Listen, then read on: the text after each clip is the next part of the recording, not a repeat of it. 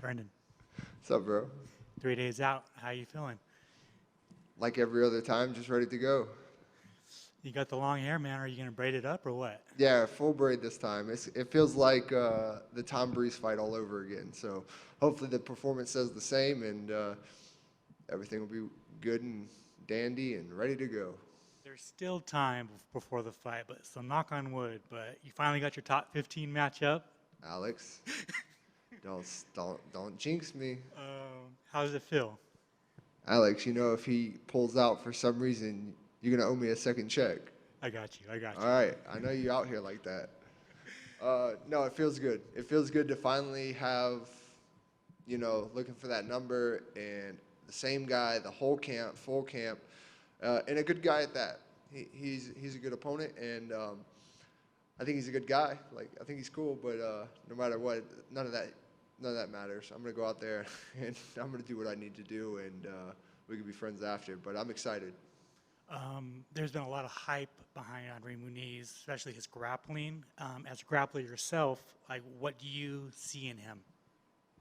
I feel he's good at certain positions, and some transitions he does is a little different. But from the jiu-jitsu aspect, MMA jiu-jitsu and sport jiu-jitsu is totally different. I understand his positionings. I understand what he's looking for. I understand what he's trying to do. And I understand his intentions. I feel like many guys haven't before. And I also don't feel like those guys were just very competent in that area.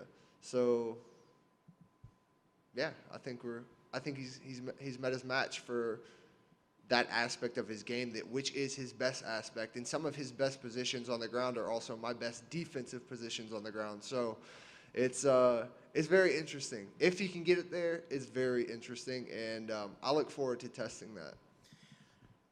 Most of the time, if it's two grapplers, it kind of stands up. It's gonna be a stand up. But do you want to test your grappling against his, or do you think it's gonna kind of be a fight on the feet?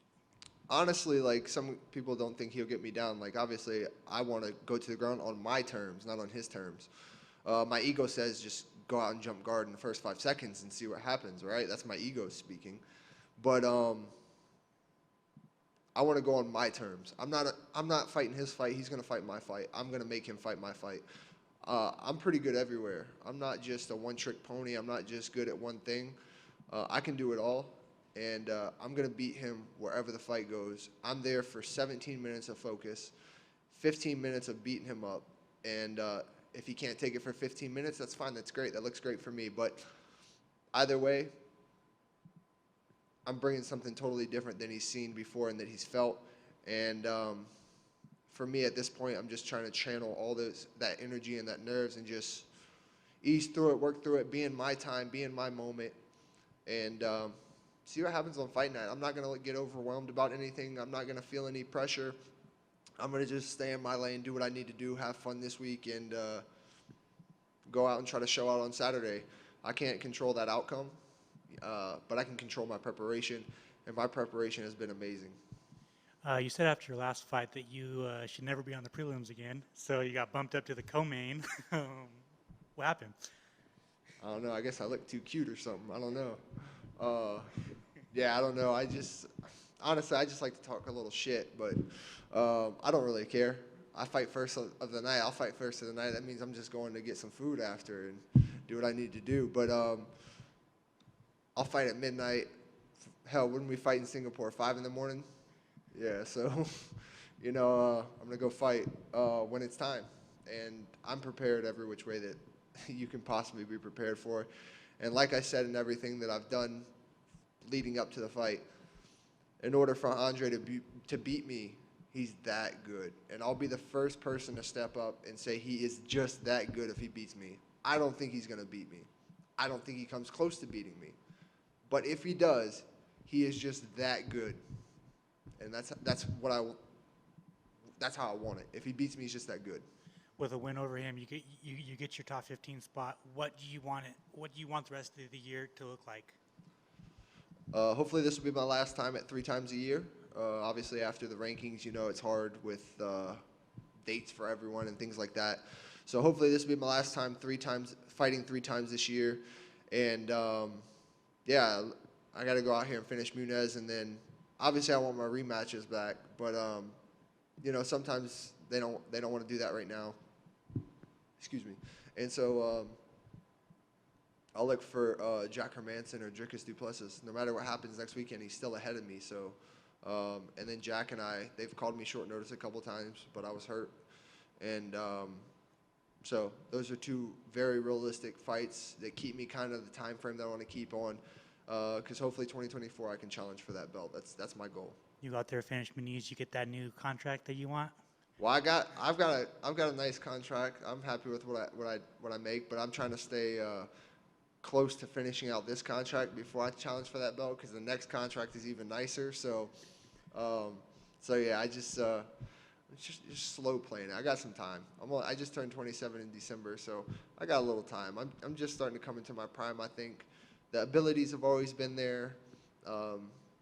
My technique has always been there. Obviously, you can always sharpen up on things as I'm trying to do and improve. But for me, it's just the mental aspect of this whole fight thing. Obviously, it comes faster to some people than others. But for me, I feel like I'm just coming into that prime. I'm not there yet, but I'm like right there. So I feel good. I feel really good. And then finally, All In Combat is this weekend. Your first promotion, your first card is this weekend. Kind of talk about it. Yeah, it was a little difficult. I mean, I've had my promotion planned since October, I believe, just because I wanted to slow play it, make sure I have everything in line. I didn't want there to be any crazy, unexpected things.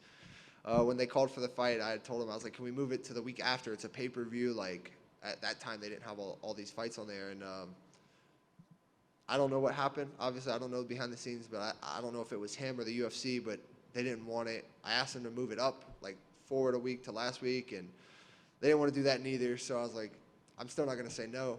I got good people running the event. The event's good. Obviously, it's my first show. I fronted the money for everything. I don't have any investors or anything. I have sponsors that helped out a lot, but everything mainly, I fronted that money. So, like, it's nothing crazy as far as, like, the pros that I have. But I'll get there. My goal is to be something like Fury, you know? Like, they're good friends of mine that run that promotion. He's the champion for them. And yeah, my goal is to go bigger, but it's a stage, and I feel like my business model is going to last through time. So, but I'm excited for it. I'm excited to see where it goes. I'm excited to learn that business side, and I can't wait to be at the next one in May.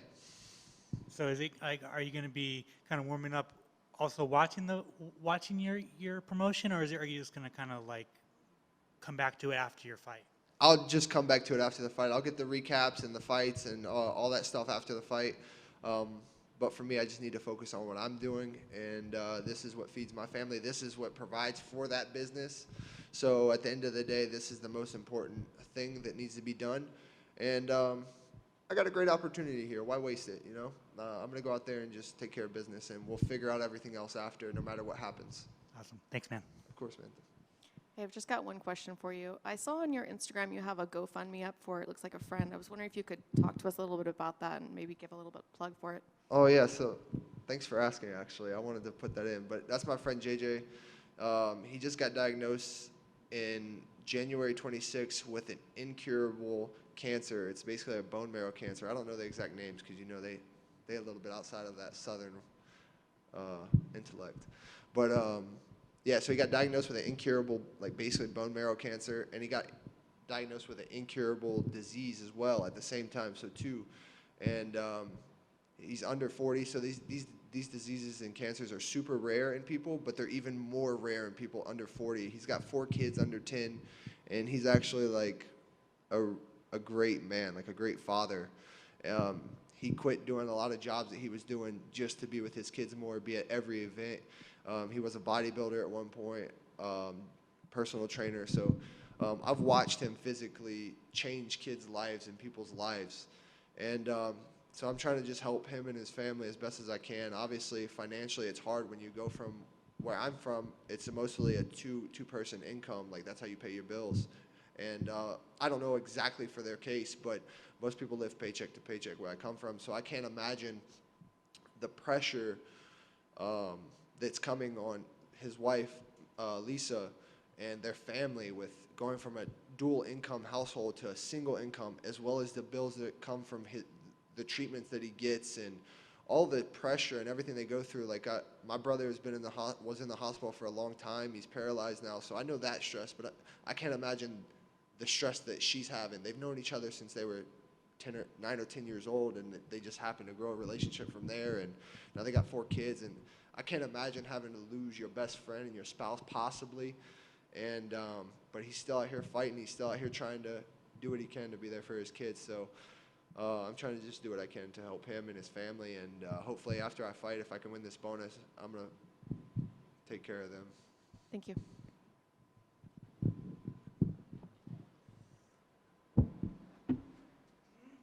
Thank you.